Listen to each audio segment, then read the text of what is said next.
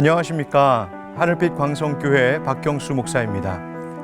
오늘도 주님과 함께 동행하는 하루를 살고 계신지요? 우리의 마음을 어루만지시고 돌보시는 주님, 그분의 손길을 느끼는 복된 하루이길 축복합니다. 한 아버지 밑에서 자란 두 청년 아들이 있었습니다. 이 둘의 아버지는 알코올 중독자였습니다. 결국 집안은 파산했고 두 아들도 각자 자기 살 길을 찾아 집을 떠나야 했습니다. 긴 세월이 흘러 어느 심리학자가 부모의 알코올 중독이 자녀에게 미치는 영향을 분석하기 위해 연구를 하다가 이 두 사람을 인터뷰하게 되었습니다. 두 사람은 전혀 다른 삶을 살고 있었는데요. 한 아들은 깨끗하고 건실한 사회인이 되어 행복한 가정을 꾸리고 자신의 삶을 잘 가꾸며 살고 있었습니다. 반면 또 다른 아들은 그의 아버지처럼 알코올 중독자가 되어 있었습니다. 이 두 사람에게 각각 동일한 질문을 물었습니다. 당신의 삶이 어떻게 그렇게 변하게 되었습니까? 그러자 놀랍게도 이 두 아들은 똑같은 대답을 했습니다.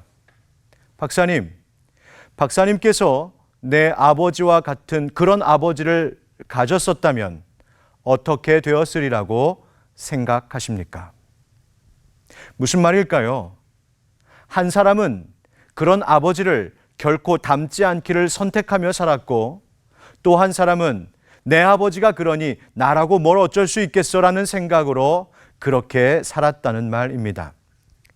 이 이야기가 들려주는 메시지가 무엇일까요?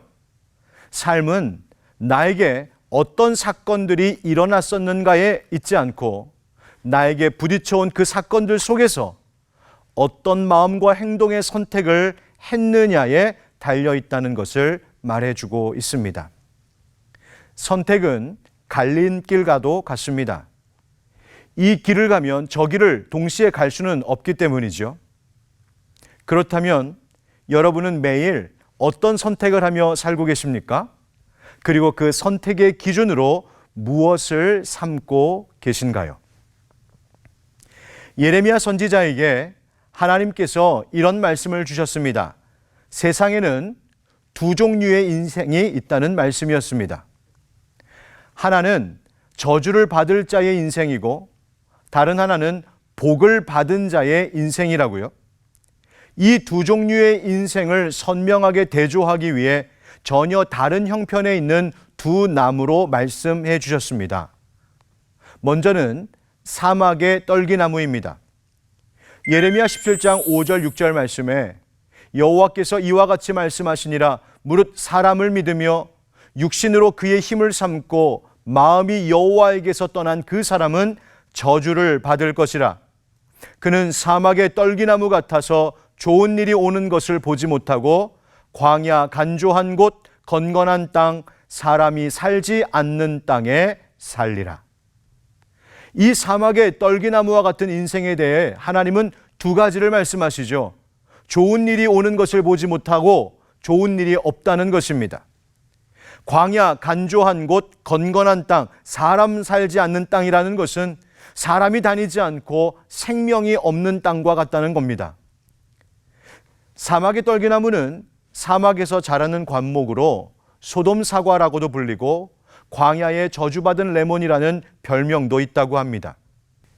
이 나무는 뜨거운 태양 아래 그늘을 만들어주고 또 멀리서 보면 먹음직스러워 보이는 열매도 있는 것 같지만 사실 그 열매는 만지면 터져서 그냥 사라져 없어져 버리는 먹을 수 없는 열매입니다. 또 나무에서 흘러나오는 진액에 강한 독성이 있어 사람들이 가까이 하지 않는 나무입니다.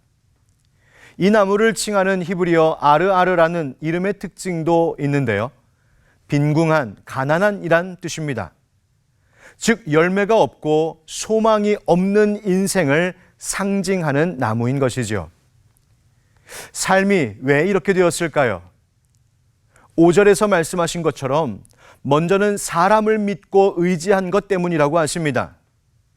물론 되물을 수 있습니다. 아니 우리가 서로 믿고 살아야지 어떻게 의심하며 삽니까? 그렇게 살면 이 세상이 어떻게 되겠습니까? 서로 믿고 사는 좋은 사회 만들어야죠. 예, 맞습니다. 사람들 사이에 서로 믿고 신뢰하는 신용사회 되어야 합니다. 그런데 여기서 말하는 믿음이라는 것은 의지한다는 뜻입니다.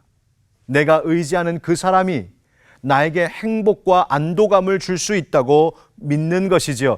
그래서 다른 말로 하면 소망하다는 뜻입니다. 성경은 사람을 의지하고 사람에게 소망을 두는 것이 어리석다고 말합니다. 또 육신을 자기 힘으로 삼는 것이 문제였습니다. 지식을 자랑하고 재물로 성을 쌓고 육신의 건강과 젊음으로 인생을 장담하는 것이죠. 이 모든 것은 그 이유가 그의 마음이 여호와에게서 떠나 있기 때문이라고 하십니다. 그래서 그 모습이 마치 사막의 떨기나무 같다라고 하시는 겁니다. 여러분, 이 말씀에 비추어 볼 때 우리는 스스로 항상 세 가지를 점검하며 살아야겠습니다. 첫째는 나는 누구를 의지하며 살고 있는가? 나는 또 무엇을 자랑하고 추구하며 살고 있는가? 그리고 나의 마음과 생활이 하나님과 가까이 있는가? 사막의 떨기나무와는 반대로 하나님은 물가에 심어진 나무와 같은 인생도 있다고 하십니다. 그래서 예레미야 17장 8절에 그는 물가에 심어진 나무가 그 뿌리를 강변에 뻗치고 더위가 올지라도 두려워하지 아니하며 그 잎이 청청하며 가무는 해에도 걱정이 없고 결실이 그치지 아니함 같으리라 말씀하셨습니다. 뿌리가 강변으로 뻗어 있습니다. 마를 일이 없는 것이죠. 사실 물가에 심어진 나무 같은 인생이라고 해서 어려움이 하나도 없는 것은 아닙니다. 무더운 여름 날씨처럼 인생의 무더위도 올 수 있습니다. 그러나 걱정은 안 합니다. 왜요? 계속되는 공급이 있기 때문입니다. 내리쬐는 태양처럼 삶을 지치게 하는 일도 또 그런 환경 속에 있을 수도 있지만 두려워하지는 않습니다. 하나님이 열매 맺게 하시고 그 잎을 청청하게 하시기 때문입니다.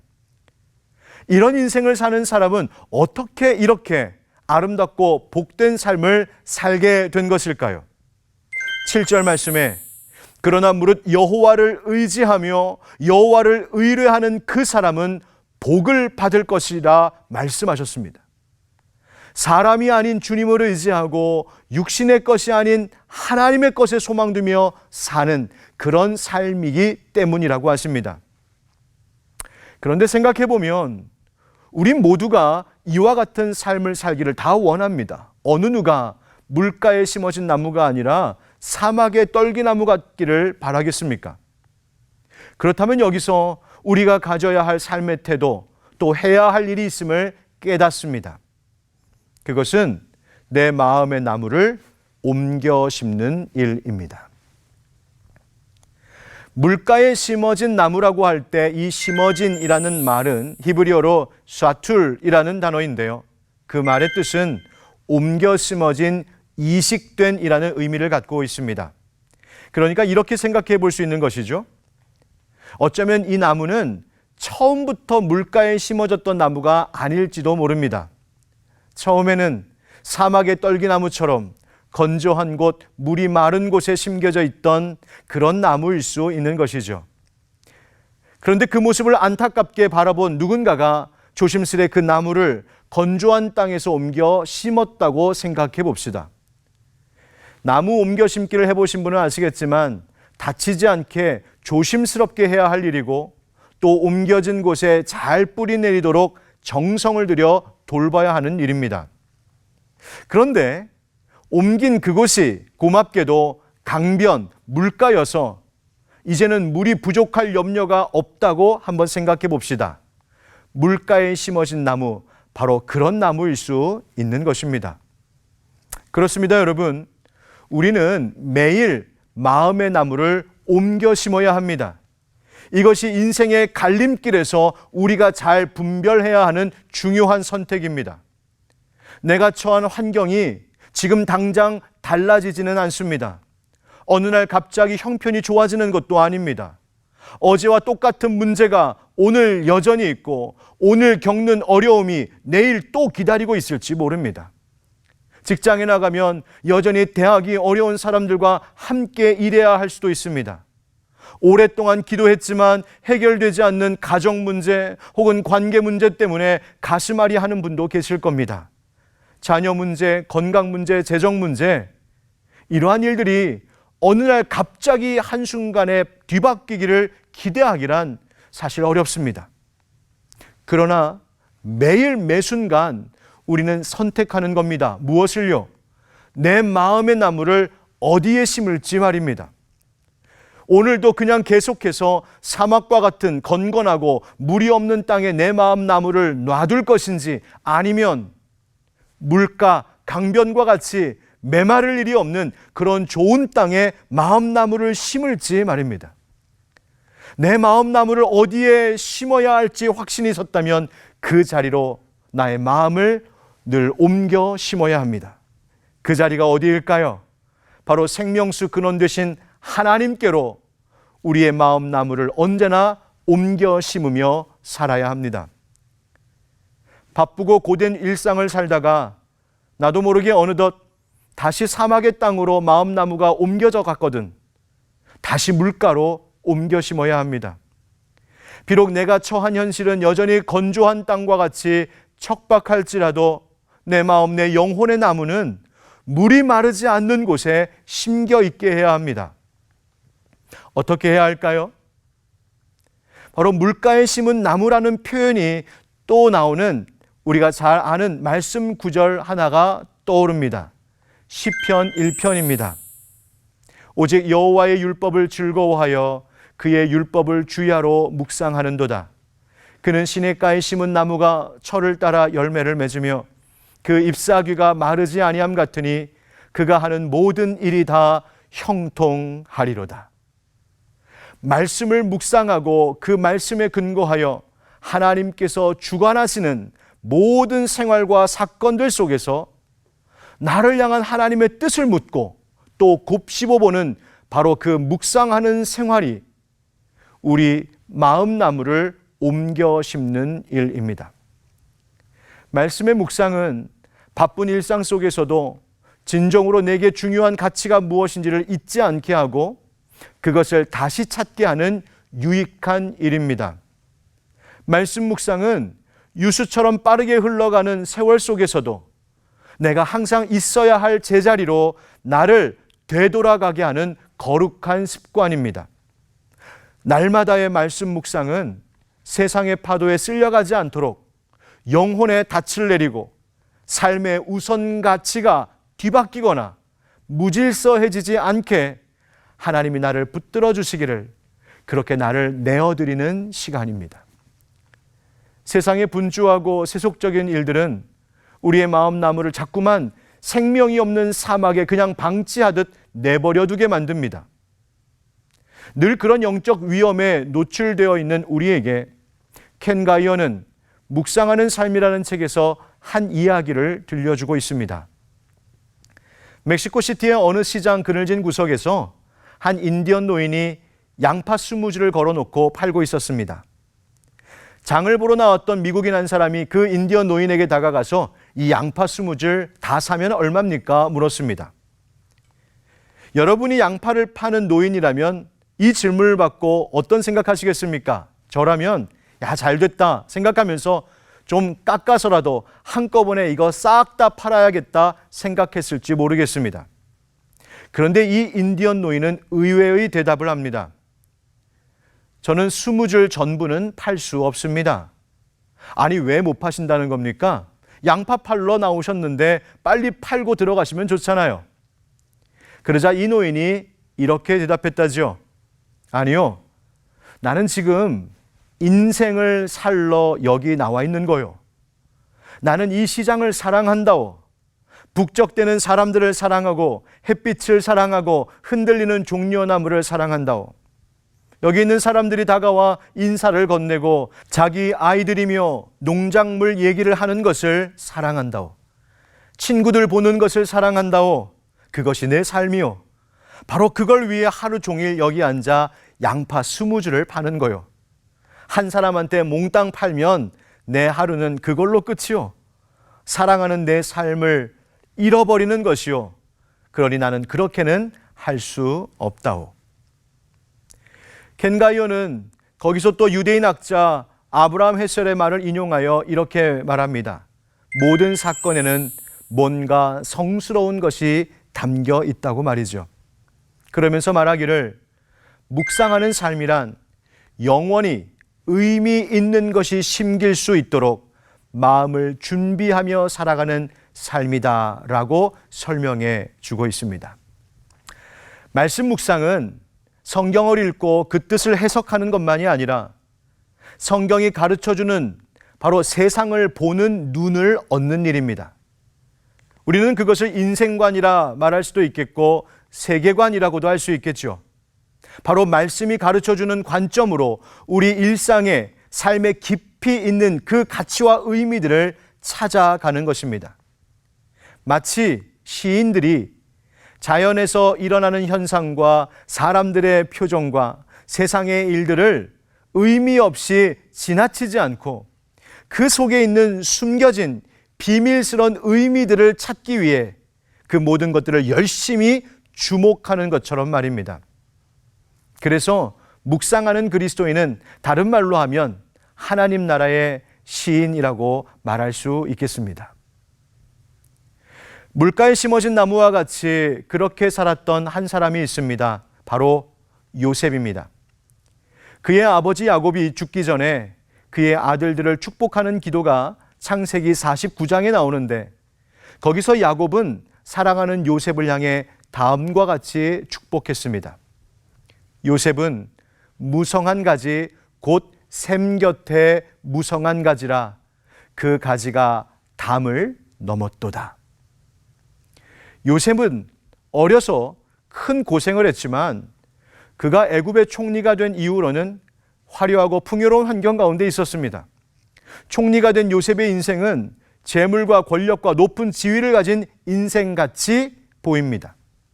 그러나 요셉은 거기에 자기 마음, 자기 영혼의 나무를 심지 않았습니다. 그 애굽의 화려함과 총리의 권세가 겉으로 보기에는 좋아 보일지 모르지만 그것이 하나님의 관점에서는 생명이 보이지 않는 척박한 땅과 같은 메마른 곳임을 알았기 때문이죠. 요셉은 육신으로는 애굽이라는 곳에 심겨진 나무처럼 보일지 모르겠지만 그의 영혼, 그의 마음의 나무는 언제나 하나님이라는 물가에 심겨 있었습니다. 아버지 야곱은 그래서 하나님이 왜 이처럼 항상 요셉과 함께 하셨는지 그 영적인 이유를 정확하게 보며 그렇게 축복한 것입니다. 요셉은 무성한 가지 곧 샘 곁에 무성한 가지라. 요셉의 마음나무는 애굽의 화려한 궁정이 아닌 진정으로 마르지 않는 샘, 바로 하나님이라는 그 샘 곁에 항상 심겨져 있었던 것이죠. 뇌성마비로 불편한 몸을 가졌지만 아름다운 시와 찬양의 가사를 지었던 송명희 시인을 기억합니다. 그의 고백 하나가 생각나는데요. 나 가진 재물 없으나 나 남이 가진 지식 없으나 나 남에게 있는 건강 있지 않으나 나 남이 없는 것 있으니 나 남이 못 본 것을 보았고 나 남이 듣지 못한 음성 들었고 나 남이 받지 못한 사랑 받았고 나 남이 모르는 것 깨달았네.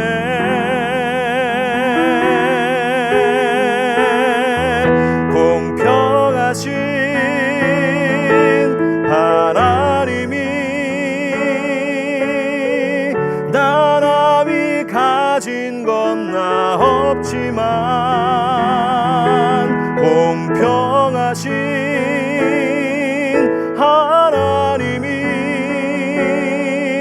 나 남이 없는 것 같게 하셨네.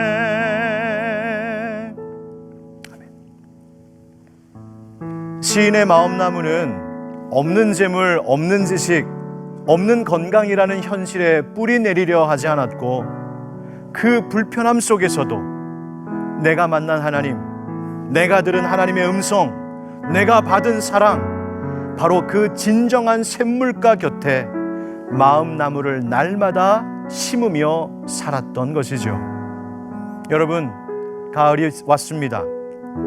가을날에 아름다운 나무들처럼 무르익어가고 물들어갈 여러분의 마음나무는 지금 어디에 심겨 있습니까?